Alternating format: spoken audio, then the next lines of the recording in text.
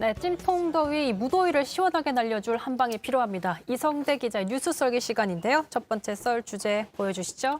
네, 바로 준비한 영상부터 보겠습니다.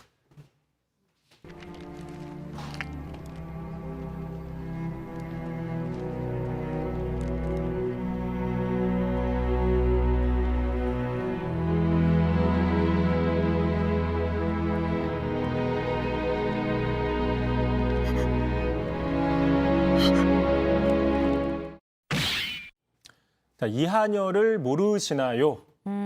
전 직접 전남에 내려가서 취재했던 기억도 있는데 영화 봤습니다. 이한열 열사는 너무나도 유명하게 1987년 6월 항쟁의 도화선이 된 역사적인 인물이잖아요. 그렇습니다. 말씀하신 것처럼 한국 민주화 운동의 어떤 상징이죠. 40대 이상, 50대라면 사실상 웬만하면 다 알만한데 자, 지금 보시는 이 사진은 워낙 유명한 사진입니다.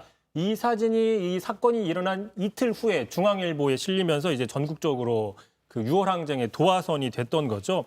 이 사진에 보시면 당시 저 이한열 열사, 저 최루탄에 맞고 쓰러진 열사를 부축해주는 사람, 또 현재 그 연세대 도서관 근무하는 이종창 씨인데 제가 한 십몇 년 전에 기자 초반 때 또 직접 인터뷰를 해본 적도 있습니다. 근데 1987년 6월 항쟁 이후에 태어난 저도 알고 영화도 정말 흥행하면서 많은 사람들이 알고 있을 텐데 모르시나요? 물어보는 건 누군가 몰랐단 얘기겠죠? 지금 모른 걸로 뭐 오해라고는 하는데 일단은 윤석열 전 총장입니다. 지난 27일이었죠. 부산의 민주공원에 참배를 했어요. 그때 그 이한열 열사가 그려진 벽화, 뭐 여기도 벽화가 나오네요. 1987년 6월 항쟁 벽화를 보면서 자 이게 부마 항쟁 때냐라고 물어본 게 지금 정치적으로 논란이 되고 있어요. 네. 직접 한번 그 장면 보고 가시죠.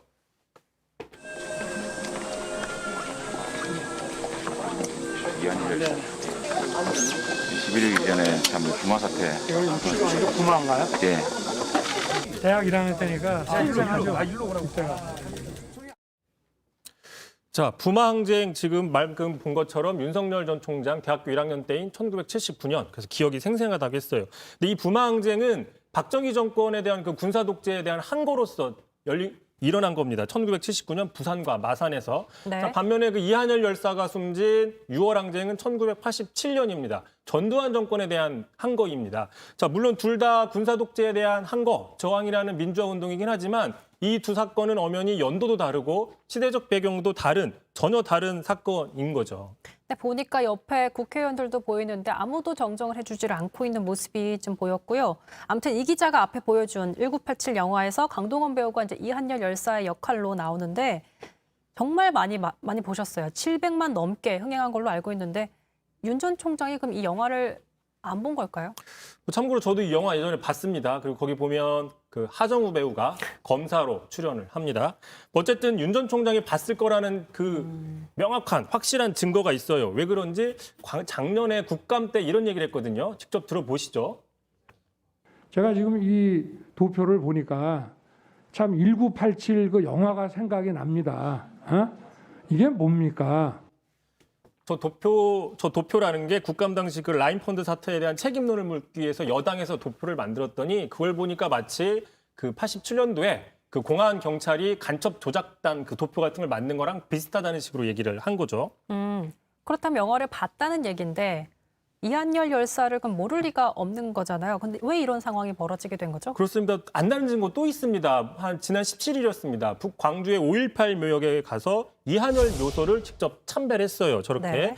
그러면서 87년 당시에 자신은 대학원생으로 연세대 앞에 살았다. 그러면서 그 사건을 직접 목격하지는 않았지만 그 전후 상황은 아주 잘 알고 있다. 이렇게 또 언급을 했어요.